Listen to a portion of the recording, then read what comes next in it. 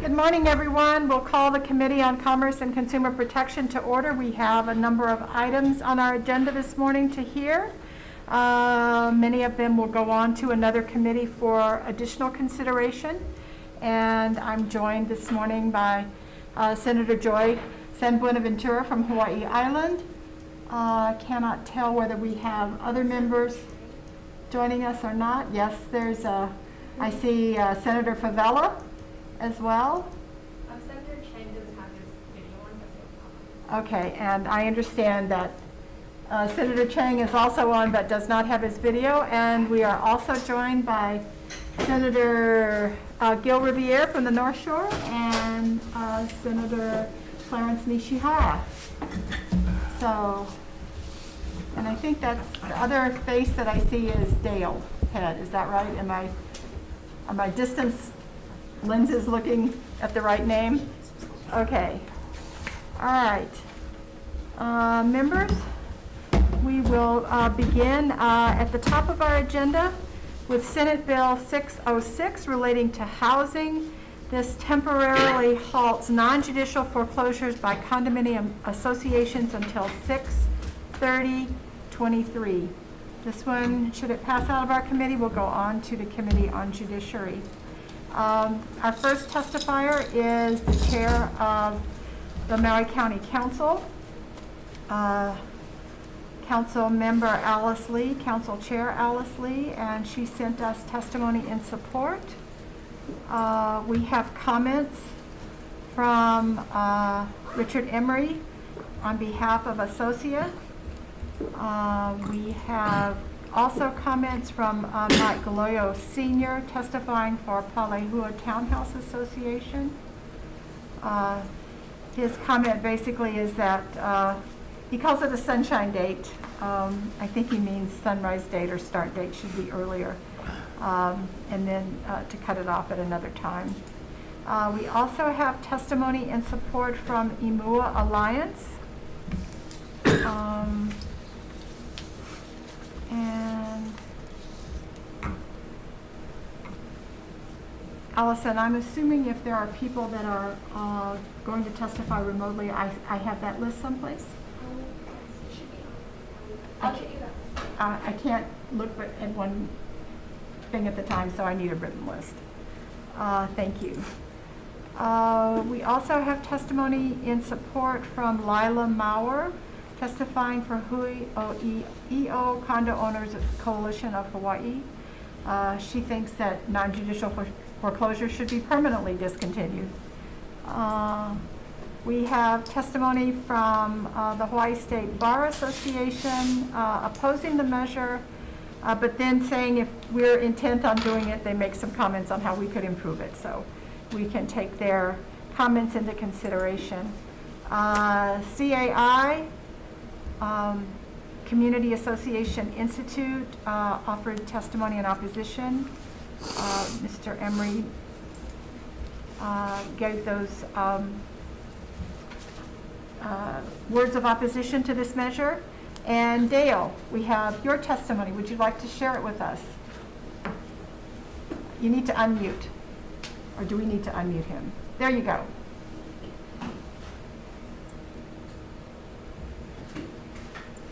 Dale, you're on.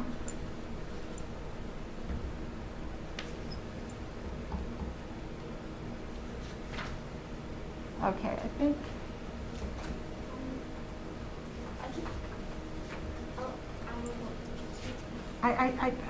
That's why I'm looking at him, Allison. So, Dale, we're waiting for your testimony. Oh, hi there. I just got the volume working. I'm sorry. Okay, very good. I know this is all very new for all of us. So please proceed. Tell us why you support this measure. Okay, I regret that, for instance, first off, I posted inadvertently the wrong testimony on the Capitol website. So the committee, the correct testimony, and hope they can substitute it. The reason I support this bill is this. Let me show you here real fast. This is my list of 74 proxies from a couple of years ago. And yeah, the officers on our board, they get like between 1 and 7. I get more proxies than anybody in my complex, but the way the bylaws are set up by the developers, we don't have majority vote elections. 1984, this box was added to the proxy form to divide. They could check it off to give their proxy to the board members present at meeting divide equally. 1996, a new box was added to give the board as a whole, and what happens every year, those are cloaked in secrecy and followed to incumbents by the property manager without a proper motion being made on the floor and recorded in the official minutes. This is wrong. It's anti-democratic. That box being on the farm is used as a tool, an administrative tool to hijack elect. Okay, now I'm sitting here in my mid-30s, I'm 71. I'm going to sell my condo and get the hell out of here. Okay, but I would suggest respectfully that the legislature should respect the right of condo owners to vote in their HOA elections, even if they cannot attend in person. It's called the U.S. mail or the internet. That's all I have to say. Thank you. Thank you, Dale. Members, any questions for Mr. Head? If not, let's move forward. We have testimony in support from Marcia Kimura. Also testimony in support from John Morris, from Larry Geller, Jeff Sadino testified in support. You'd like to see non-judicial foreclosures repealed as well as this measure. We have Laurie McGuire, opposition, and Lourdes Scheibert testimony in support. I don't believe we have any other testifiers who offered any comments. Members, do you have any questions for Mr. Head, who is the only one who was on in person? If not, let's go forward to the next item on our agenda. This is Condo Day at the Capitol. The next bill is Senate Bill 191 relating to condominiums.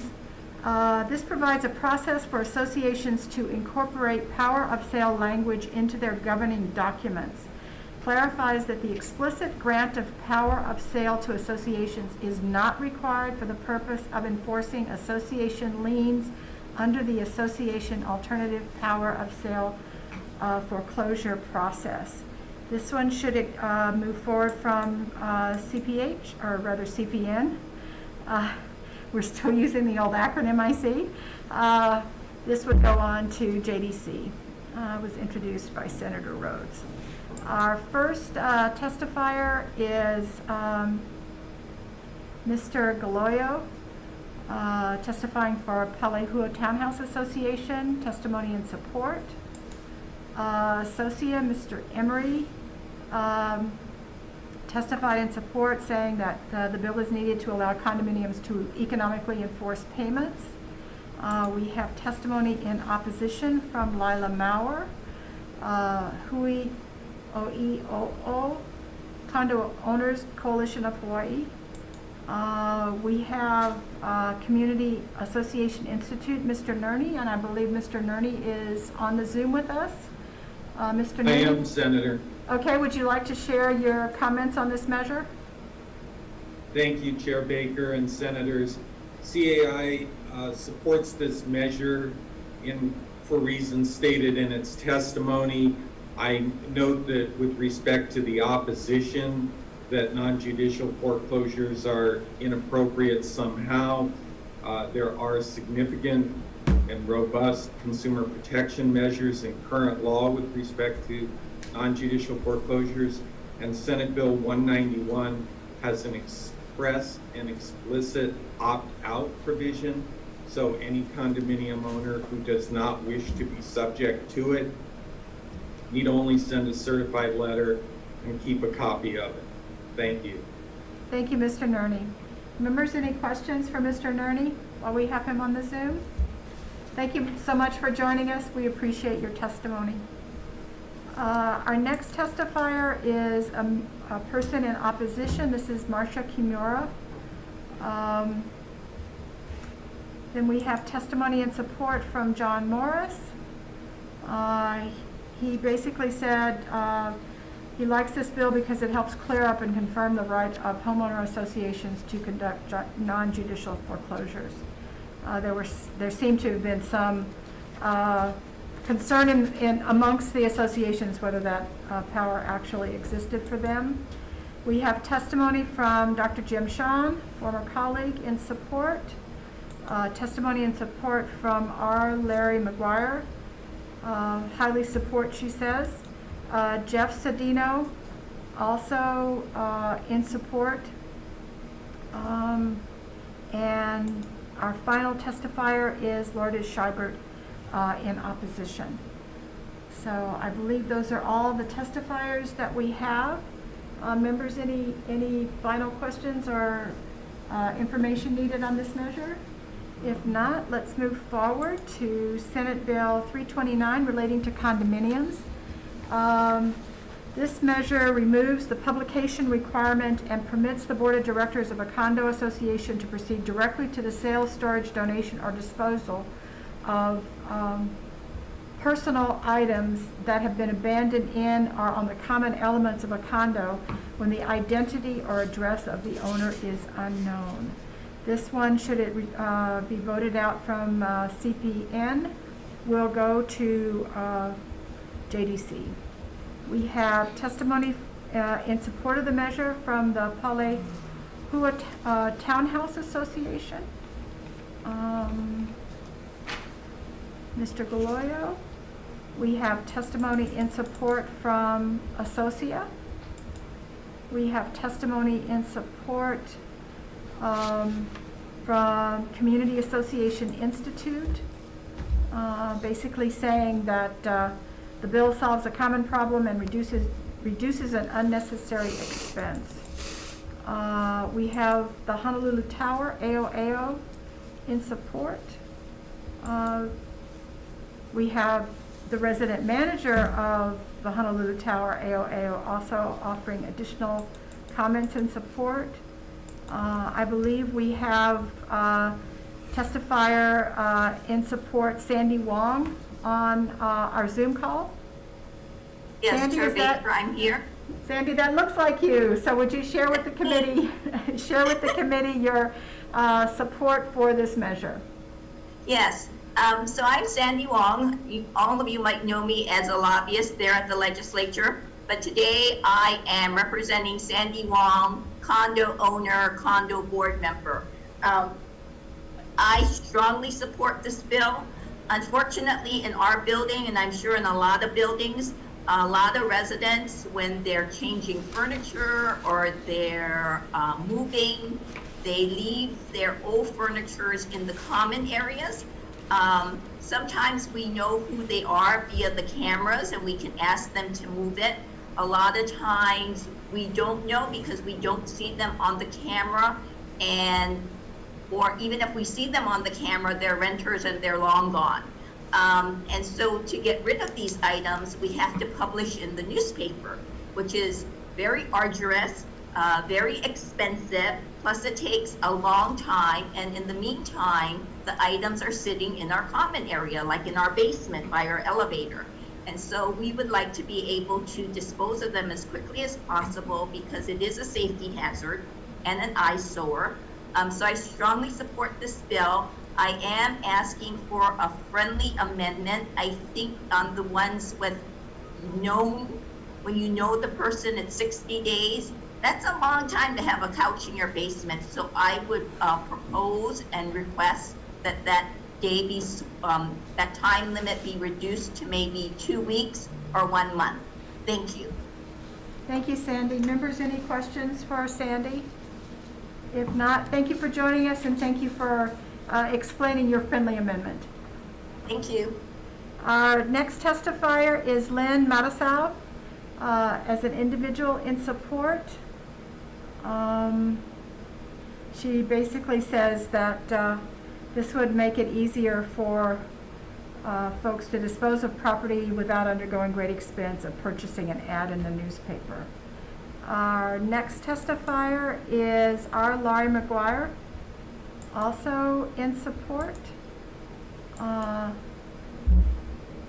Okay, I think that comes to the end of the testifiers that we have on Senate Bill 329. So members, why don't we go forward to the next item on our agenda, which is Senate Bill 569 relating to condominiums. This would exclude a homeowner developer from the annual requirement to file a developer's report and pay a fee if the homeowner's development consists of not more than 2 units, one in which the developer resides and the one for which the initial sale of the other unit has been completed. We have on Zoom DCCA Carol Ridgeloo. Carol, would you like to testify on this measure, please? Yes, thank you. Am I unmuted? Yes, you are. Thank you very much. Good morning, Chair Baker and members of the committee. My name is Carol Ridgeloo. I'm the Senior Condominium Specialist, and I'm testifying on behalf of the Chairperson of the Real Estate Commission. The Commission opposed this bill and stands on its detailed testimony that was submitted earlier.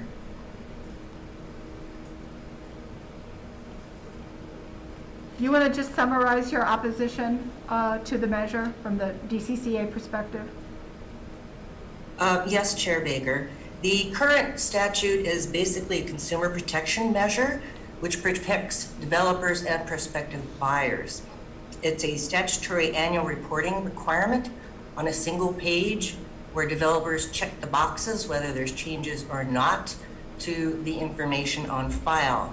And under 514B, developers are required to submit their changes to the developer's public report either contemporaneously or promptly.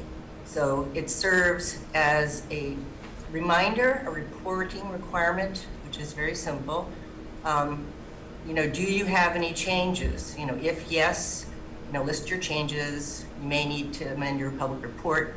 And it keeps everything up to date, which is beneficial both to the developers and to the prospective purchasers.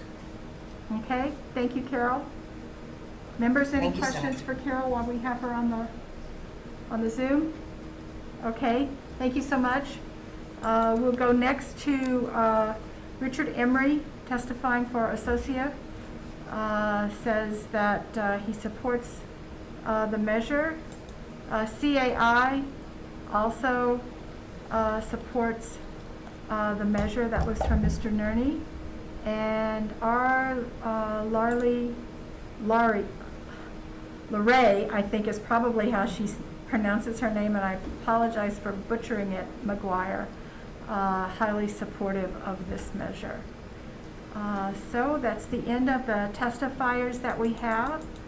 So members, let's go ahead and move forward to Senate Bill 688, also relating to condominiums. This makes violations of voting requirements for elections of a condominium association subject to the enforcement powers of the Real Estate Commission and amends the requirements for a condominium association standard proxy form by deleting the option for a condominium owner to give the proxy to the board as a whole. We have DCCA's Esther Brown with Rico joining us on Zoom. Good morning, Esther. Good morning, Chair Baker, members of the committee. Thank you for having me. I am Esther Brown, and I'm the Complaints and Enforcement Officer for RICO. And we submitted testimony commenting on the measure, and I will stand on it. If you like, Senator Baker, I can give a brief commentary on what they are. Please do. Okay. Basically, Chapter 514B really is a self-governing statute dealing with condominiums. It's got several self-help remedies as well, including mediation, arbitration, lots of educational material that the Real Estate Commission puts out every year in order to help condominium owners with various issues that affect their everyday living. RICO enforces the licensing laws, and what we actually do enforce usually involves professional licensees who are out there in commerce, dealing with the public, and the voting process for condominiums is purely a private issue. It's unit owners casting their ballots for issues affecting their particular project. And so that is the concern that we have as the enforcement entity, should this fall within the jurisdiction of the commission. Okay. As I understand your testimony, it's basically that because these activities are private, they're not licensed by the commission or licensed by DCCA, that you would not be able to enforce them anyway. It would be very difficult to, yes. Okay. Thank you. Thank you very much. We have testimony in support from Palehua Town Association. We have testimony in opposition from Associa.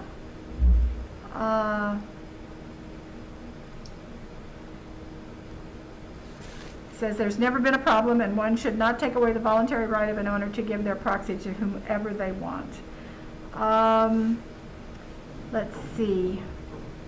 We have testimony via Zoom from the Hawaii State Association of Parliamentarians, Mr. Steve Glanstein. Steve, are you on? Hello, Chair. Steve is not currently in the Zoom meeting. Okay, thank you. We have testimony in opposition from CAI. We have Lila Maurer in our Zoom meeting, I believe. I believe I see Lila there, so would you unmute yourself and, I guess we've unmuted for you, and share your testimony with the committee, your strong support. Oh, good morning, Senator Baker and members of the committee. Thank you for allowing me, Lila Moore, to testify on behalf of my coalition, the Condo Owners Coalition of Hawaii, also known as Hui Oiaio. Esther, I think it was Esther Baker, said that 514B is a self-governing statute, and that's correct. Associations are self-governing. The government that we have is the board, the association board. And there is no checks and balances against the board except for owners. And the way the owners express their checks and balances is by voting. Our boards contain all power. They are the executive, the legislative, and the judiciary branch. And you know what they say about absolute power, and that's what many of us have experienced. It's difficult for owners to trust a government, a board, that deals with absolute power. And so for us, two things must occur. Number one, our elections must be free and honest. And maybe RICO does not oversee elections, but if association management companies participate in the facilitation of these elections and in some way participate in some of the wrongful activities, then I believe RICO should oversee those activities. The management companies have at least one person licensed within their companies. The second portion about the board as a whole, when the board has absolute power, and as I believe it was in the testimonies, one of the management companies said that the board as a whole option was the most used by owners, and that's correct. And so what happens is that the board has more power through this option than other owners do who are running as individuals. I'm probably not saying it properly. Nevertheless, when you have the board as a whole option, it gives more weight to the board to continually re-elect themselves over and over and over, despite not having the popular votes of individual owners. We know of associations that, especially many newer ones, where, for instance, the board was dominated by the developer, his friends, his families, his associates, his employees, many of whom did not disclose their relationship with the developer.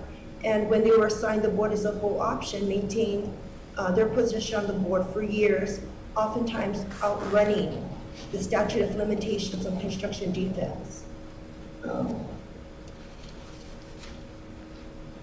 Okay, I support- thank you, Ms. I- Nauer. Do you have anything finally to add? Yes, I support removal of that option. Thank you. Okay, thank you so much. We have Marcia Kimura testifying in support. I see Mr. Dale Head is on Zoom. Dale, do you have some testimony you'd like to provide to the committee? Oh, sure. I do an audit post-election of proxies. I find that although only 10% of our 454 owners are at the annual meeting, 75 embarked for the board as a whole, 26 to be divided equally between those board members present at the meeting. I'm a board member. The property manager does not tell us board members that, oh, by the way, you folks have this block to vote as individuals. They don't tell us that. Instead, they're combined together as one big block, then they're given to the incumbents. This is outrageous. It's anti-democratic. And this was a trick perpetrated by the management companies in 1996. It's time for the legislature to wake up and bestow upon all condos the right to vote, whether at the meeting in person or not. It's called the U.S. Post Office. That's all I got to say. Thank you, Mr. Head. We'll move forward to Colonel Mark L. Brown, retired colonel, in support of the measure. We have Mr. John Morris testifying in opposition. I think I see Sandy Wong on the Zoom again. Would you like to add your comments on this measure? Yes, thank you, Chair Baker. I'll be very brief. So my own comment on this measure is in regards to the penalties. I'm all for everyone following the laws in regards to doing the proxy, and I'm not in favor of anyone being a bad actor in regards to the proxy. But when I read the bill, it seems that the penalty for a violation is too severe. And why I say that is the proxy form for your average bare homeowner can be very, very confusing. And so I think there can be simple mistakes where there was nothing bad intended, but they just didn't know how to fill out the form. And so I would ask that you reconsider the penalty, maybe have a warning first or something. At the moment, I just think it's too severe. Thank you. Okay, thank you very much. We have Jade Mariano in support. And let's see, we have a number of other testifiers. We have Joy Schonecker in opposition, Dennis Perez in opposition, R. Laurie McGuire in opposition, Lourdes Scheibert in support, Randall Weichert in opposition, Jeff Sadino in support, and Dr. Jim Sean in support. So I believe that brings us to the end of the testifiers on that. Members, were there any questions for any of the testifiers we had on Zoom? If not, let's go forward to the next item on our agenda. This would be Senate Bill 799, also relating to condominiums, makes condominium law regarding sales to owner occupants inapplicable to timeshare units, increases the minimum number of residential units in a condominium project that must be offered for sale to prospective owner occupants in the 30-day period following the initial date of sale of the condominium from 50% to 90%. Let's see. We have comments from Associa. Thinks that the 90% is too high, maybe 67% would be better. Says that an unintended effect of this might be less development. We have testimony and support from our Laurie McGuire. And I don't see anyone on Zoom on this measure, and I believe that we only had those two testifiers. So members, let's move forward to Senate Bill 784 relating to association governments. This measure specifies notice requirements for a regular, annual, or special meeting of a cooperative housing corporation, allows the annual meetings and the election of board members of cooperative housing corporations, planned community associations, and condominium associations to be conducted by video conferencing in the event of a pandemic or other similar unforeseen circumstance that prevents owners from physically gathering for a meeting. We have testimony in support from Associa. We have Mr. Nerney joining us on Zoom representing CAI. Mr. Nerney, I see you there. Would you like to share your thoughts on this measure, please, with the committee? Thank you, Chair Baker and Senators. The CAI Legislative Action Committee supports Senate Bill 784 with amendments. I've read the testimony and noted that there have been a number of helpful proposed amendments. The concern, of course, is that in pandemic conditions or other circumstances that make gathering difficult, some emergency or other authority to meet is appropriate. I note that Robert's Rules of Order has recently been revised and that there are defined terms that we propose should be incorporated into the bill. Thank you. Thank you, Mr. Nerney. Appreciate your comments. Members, any questions for Mr. Nerney while we have him on the Zoom? If not, let's move forward to testimony from the Hawaii Council of Association of Apartment Owners, DBA Hawaii Council of Community Associations. They Jane Sugimura submitted testimony in support from this organization. I believe we have Mr. Steve Glanstein, Hawaii State Association of Parliamentarians, on the Zoom, although I don't see Steve there. Do we have anybody waiting in our waiting room? No. Okay. All right. Steve submitted testimony in support. Yes, with amendments, offered some amendments. Honolulu Tower, AOAO, in support. The residential manager for the Honolulu Tower, AOAO, in support. We have testimony in support from John Morris, from Richard S. Ekimoto, from Lynn Matisau, and from R. Laurie McGuire. I don't believe any of those were in the Zoom. Do we have another one? Okay, we have late testimony from Susan Govier, commenting that she wants us to please use the words electronic meeting instead of video conferencing and the like. Ms. Govier, I absolutely agree with you. The generic would be electronic meeting. So, members, this brings us to the end of our agenda for today.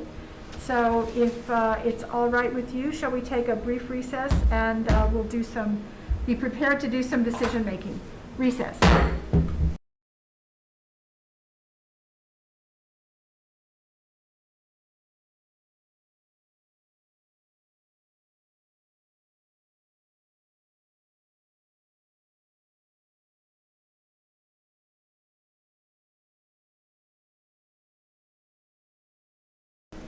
Okay, thank you. We'll call the committee back to order for purposes of decision making.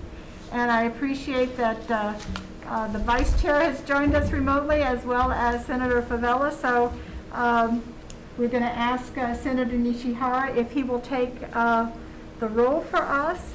And so we'll run the agenda. First is Senate Bill 606 relating to housing, temporary halts, non-judicial foreclosures by condo associations until 6/30/2023.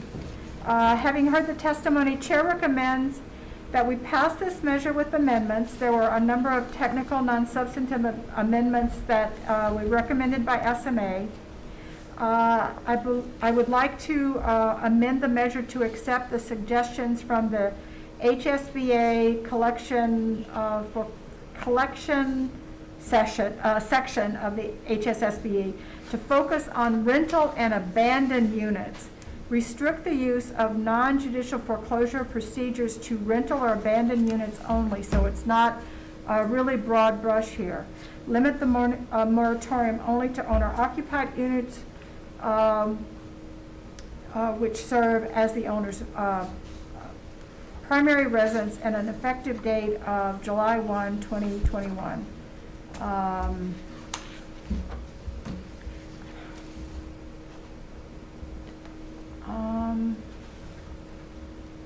I think I have this written wrong. Joy, I'm going to ask you. If we're limiting it to focus on rental and abandoned units, then we would not have the moratorium on owner-occupied units. Is that right or no? So if it's, that's true, because it's occupied. It's occupied, so it's not, it doesn't belong there. Right. Okay, when I was cutting and pasting last night, I threw that in, and that was not what the intent is. So the intent is to focus the use of non-judicial foreclosure proceedings on rental or abandoned units only. Make the effective date July 1, 2021, and repeal date June 30, 2022. That will allow the legislature again to review what has happened over the year when it reconvenes in 2022 if necessary. So this was a measure that was really driven by the pandemic. So are there questions or concerns from members? If not, shall we take the vote? Chair votes aye. Okay, Senator Chang? Aye. Okay, Senator Misalucha? Excused. Excused. Okay. Nishihara goes aye. Senator Revere? Aye. Senator San Ventura? Aye. Senator Vivella? Aye. Aye. Okay, motion is adopted. Thank you, members. Our next item is Senate Bill 191 relating to condominiums. This provides a process for associations to incorporate power of sale language into governing documents. Some of these condominiums have been there around for a long time before power of sale became an option. Clarifies that the explicit grant of power of sale to associations is not required for the purpose of enforcing association liens under the association alternative power of sale foreclosure proceedings. Chair recommends that we pass this with technical non-substantive amendments that were identified by SMA. There was pretty overwhelming support for this measure. Any questions or comments? If not, chair votes aye. Okay, Senator Chang? Aye. Senator Misalucha? Excused. Nishihara goes aye. Senator Revere? Aye. Senator San Ventura? Aye. Senator Favela? Aye. Motion is adopted. Thank you, members.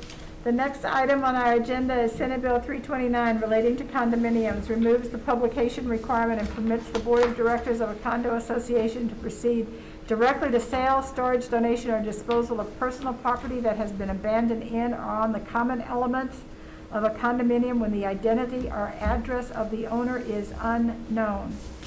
The recommendation is to pass with the amendment recommended by the Palehua Town Association, which was to provide 30 days notice.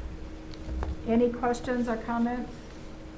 If not, chair votes aye. Senator Chang? Aye. Senator Misalucha is excused. Senator Nishihara votes aye. Senator Revere? Aye. Senator San Ventura? Aye. Senator Favela? Aye. Motion is adopted. Thank you, members. For Senate Bill 569, this had to do with annual developers report and some other matters. Having noted the opposition from the Real Estate Commission as they were not be able to enforce it since they can only deal with licensees. Chair recommends that we defer this measure indefinitely. I'll work with the introducer to see how we might revisit in a different format next year. Any concerns or comments with that recommendation? Likewise, on Senate Bill 688, relating to condominiums, makes a violation of voting requirements for elections of the association subject to enforcement by RICO. Recommendation is to defer this one indefinitely as well. Any questions or comments? If not, let's move forward to Senate Bill 799 relating to condominiums. This has to do with offering for sale to prospective owner occupants in a 30-day period following the initial date of sale and going from 50% to 90%. There were some concerns that 90% might be too high. So the recommendation is that we pass with amendments to replace 90% with 67%. It still is a little bit higher than majority threshold, but I think it is a better opportunity at that threshold than at 90%. And that was clearly what we got from one of the main condo associations in Hawaii, Associate. So the recommendation is to pass Senate Bill 799 with amendments, replacing 90% with 67%. Any questions or concerns, members? If not, Senator Nishihara, would you take the vote? Chair votes aye. Thank you. Senator Chang? Aye. Senator Lucha is excused. Nishihara goes aye. Senator Revere? Aye. Senator San Ventura? Aye. Senator Favela? Resolution. Okay, motion is adopted. Thank you. The next item on our agenda is Senate Bill 784 relating to association governance. This has to do with requirements for a regular, annual, or special meeting of a cooperative housing corporation, and allows the annual meeting to be conducted by video conference. This was one that we want to change video conference to electronic meeting, and we had some other comments from both folks that work in this arena, from CAI, from the Hawaii Council of Association of Apartment Owners, as well as Associa and some individuals.